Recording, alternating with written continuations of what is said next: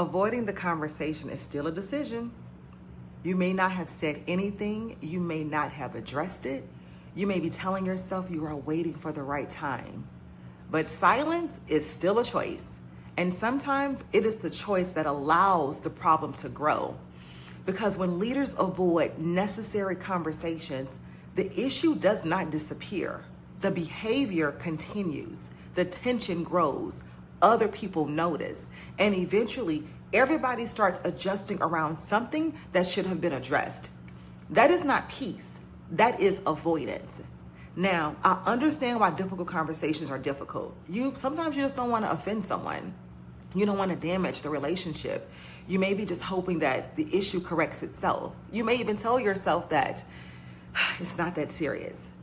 But if you keep thinking about it, if it keeps affecting the work, if other people are being impacted, it is probably time to address it.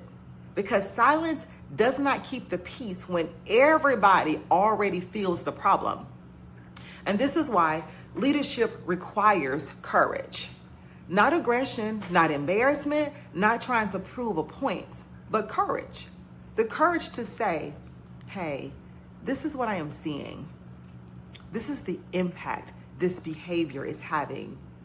And this is what needs to change. That is leadership.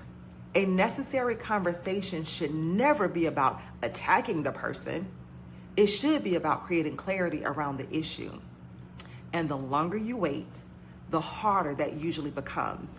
Because what could have been a simple correction becomes frustration.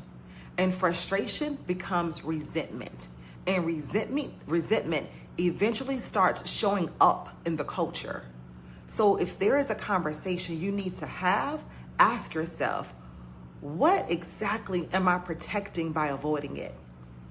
Am I protecting the relationship, or am I protecting my own comfort? Because those are not the same.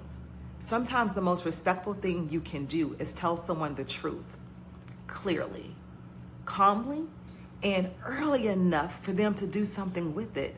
That is not conflict. That is stewardship in your role. And strong leaders understand that.